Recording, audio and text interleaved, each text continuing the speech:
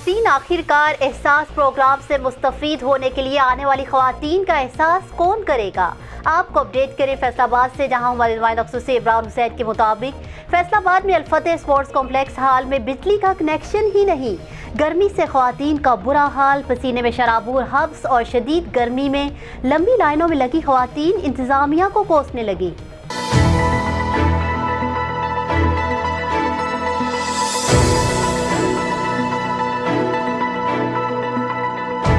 हाल में बराए नाम पेडिस्टल फैन मौजूद हैं जो कि बिजली ना होने की वजह से चलाए ही नहीं जाते।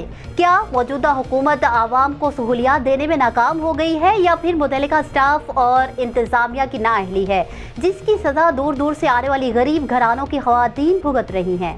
अल-फतेह स्पोर्ट्स कॉम्प्लेक्स में आने वाली ख़वातीन ने वज़ीर आज़म इमरान खान से मुतालिबा किया है कि एहसास प्रोग्राम के लिए बनाए गए सेंटर्स में सहूलियात के फुकदान का नोटिस लें और शदीद गर्मी में पंखों और दीगर सहूलियात को बेहतर बनाया जाए ताकि एहसास सेंटर्स में आने वाली ख़वातीन की मुश्किलात खत्म हो सकें। न्यूज़ स्टूडियो से फिल वक्त इतना ही। मज़ीद खबरों और अपडेट्स के लिए देखते रहिए BBC 11 हेडलाइंस न्यूज़।